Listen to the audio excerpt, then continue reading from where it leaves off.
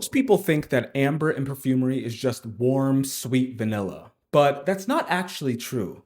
Amber isn't a single material. It doesn't come from the amber gemstone either. Amber is a whole family of ingredients: resins, balsams, vanillas, and modern woody amber molecules that create depth, glow, and warmth.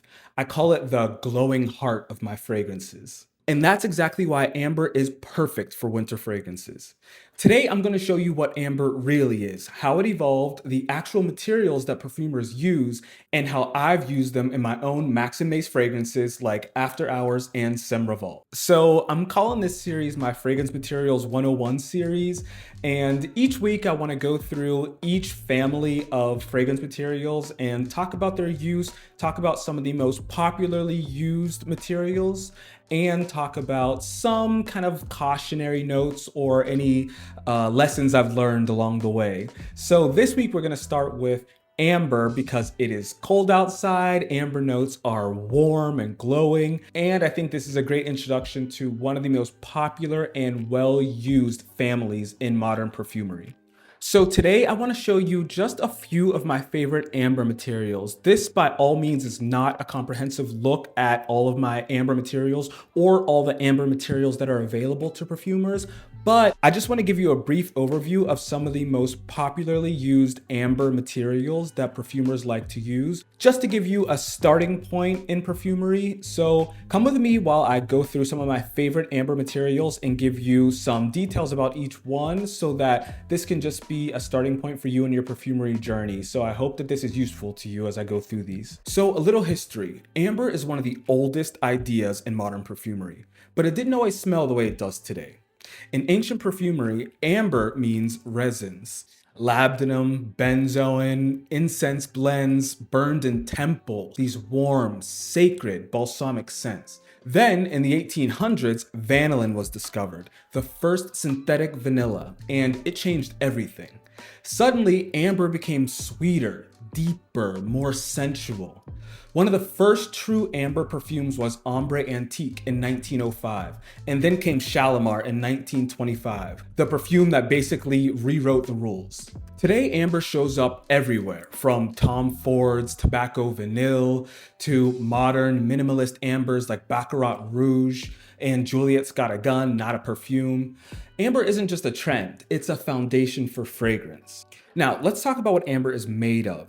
Amber is an accord, meaning a combination of fragrances. So I'm going to mention some of the ingredients that perfumers use to create an amber accord, and I'll give you their common usage and percentages. So when I give you these percentages, I'm talking about the perfume concentrate, not the final diluted mixture. These usage ranges help perfumers avoid overdose and keep the formula balanced. Also, I'll share the typical odor life, which is how long each material lasts on a smelling strip, because amber notes are famous for their staying power.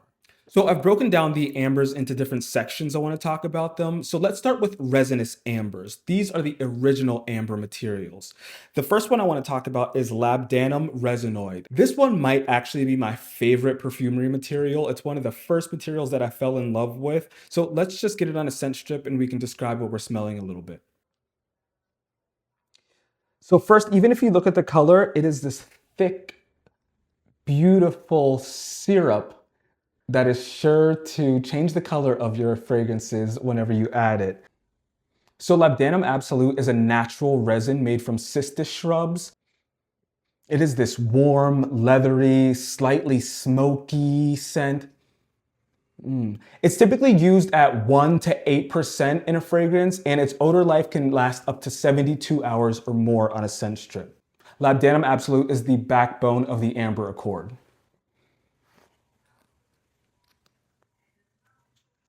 Next, I want to talk about Benzoin Resinoid. So if you look here, it is actually so thick and almost solid, and this is a 50% dilution. So I actually have a 5% dilution that I'm going to smell with you today. So benzoin resinoid is a natural sap made from styrax trees, and it's collected as resin tears. So it's sweet, it's vanilla-like, and it's sort of meditative as it's been used in religious practices for years. It's usually used at 1 to 10% in fragrances, and its odor life is 48 to 72 hours on a scent strip. Historically, benzoin was used in religious incense, from Orthodox rites to Buddhist temples. So next I have Peru Balsam. It is a natural material and it's balsam that's trapped from my Roxalon trees. Probably said that wrong, sorry. So it is a warm, woody, subtly vanilla material, and it's typically used from 0.5 to 5%, and its odor life is 48 hours or more on a scent strip. So whenever you're using Peru Balsam, it can add softness and warmth without this heaviness that you could typically get from other amber resinous materials. Okay, so moving on, I want to talk about sweet ambers. And these aren't just gourmands, they're a structure. They're the warmth, they're the smoothness that you add to the amber accord. They are commonly used in gourmands as well too, but in this case, you see it plays a synergistic role with a lot of these resinous materials in the amber accord. First I'd like to talk about is vanillin, which is a synthetic that's originally extracted from clove oil, and it smells like pure vanilla. It even kind of gives you a creaminess, almost like an ice cream type vibe. And just showing you here, you see it's actually a solid. Here it is in powder form. So for me to use it, I had to dilute it. And so I'm gonna be smelling this diluted version. And you can even see along the edges here that as it starts to dry, it goes back into its crystal form. So vanillin is used at about 0.5 to 3% in a fragrance, and its odor life is about 48 to 60 hours. It lasts a very long time, and it is a key building block of the classic amber accord. And it's very commonly used in many fragrances that you already recognize. Okay, next I have Vanilla Absolute. It is a natural that is extracted from cured vanilla orchid pods. It is richer and darker than synthetic vanillin. It almost has a little bit more of a burnt type essence to it as well too. Vanilla Absolute is also a bit more expensive than using the synthetics like vanillin. So whenever this is used, I like to use it quite sparingly in my fragrances, but it adds so much complexity, realism, and depth and texture to a vanilla accord that it really is a must use if you want that realistic portrait. As you can see on this scent strip, it also has that darker color than the vanillin has. So you can see that richness and that complexity and those burnt vanilla pod facets that we're used to, even showing up here. In fragrance, it's used at 0.2 to 1.5%. You see not too much is used, but the odor life is very long lasting. So next I want to talk about ethyl maltol. This is a synthetic. It's like a caramelized sugar note. It's usually used in trace amounts because it is very potent, usually below 0.2%. It lasts forever in a fragrance and it adds this sticky warmth note to ambers and gourmands. And it was made popular in the fragrance Angel by Thierry Mugler. So now we get into woody ambers, the modern backbone of so many niche and luxury scents nowadays. So the first one I want to talk to you about is Ambroxan. This is a synthetic material that is originally derived from ambergris, which is now bioidentical. It's warm, it's mineral, it's kind of skin-like, and it's typically used in fragrance from about 1% to 5%. And the odor life on this is like 120 hours or more. This is the key molecule behind Baccarat Rouge 540.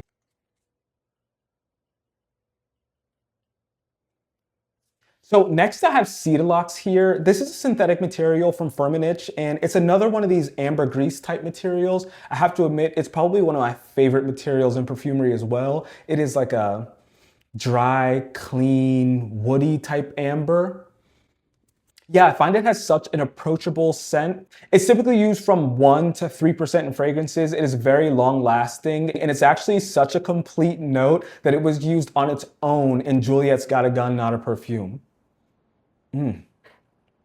And another material that's famously been used alone in a fragrance is Iso-E Super. This one is a little bit more controversial to put as an amber woody note, but I think it also works so well as this kind of heart of a fragrance. It is one of the most commonly used materials in all fragrances and all modern fragrances, especially male-leaning masculine fragrances. It can be used up to 50% I've seen in some. So it is extremely commonly used. It was used alone in a fragrance called Molecule, I think it's called, where it's literally just Iso-E Super and some perfumer's alcohol and some stabilizers, and they called it a day.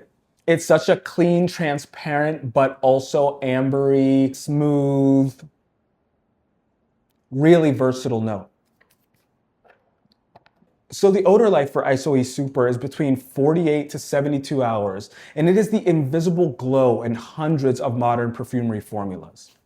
So let me show you how this works in practice in two of my fragrances. So After Hours is a fragrance I created that is this late night amber. It's very sexy and warm. My amber accord in After Hours uses labdanum at a small amount just to give it a little bit of complexity, but it uses a good amount of vanillin and vanilla absolute to kind of drive home this intimate, warm, seductive feel for the fragrance, amongst many other materials, of course. Then I have Semravol, which is in the same amber family, but a totally different direction. Here, Ambroxan plays the lead role, and Iso-E Super lifts and diffuses it throughout the fragrance. I also use Peru Balsam to smooth it out without weighing it down. It's kind of a bold, modern, and extremely wearable fragrance that's also mysterious and seductive at the same time. So here you see me using amber accords in two different ways. It's the same palette, but a completely different mood. But I do want to give you a warning if you're using these amber materials. They are powerful. Too much vanillin can make a perfume too sweet, and too much resin can make the fragrance muddy very fast. And say you're using Ambroxan, here's a real thing to know. You might not smell it clearly, but other people will. It's anosmic to a lot of perfumers, which makes it easy to accidentally overdose. That's how a formula that seems subtle suddenly becomes all Ambroxan. So amber materials aren't just warm, they're radiant and they need to breathe. So be careful with overdosing any of these chemicals because as you see, they last a very long time and they have a very strong presence in a fragrance. If this helped you understand ambers the way perfumers think about ambers, then please hit subscribe because next week I'm breaking down spice notes. And this is another winter essential. Pepper, clove, nutmeg, cardamom, and how perfumers use them without smelling like a holiday candle. And if you're curious about After Hours or Semravol, my two amber-based fragrances that I mentioned, they're linked below. In the meantime, stay warm and we'll see you next week.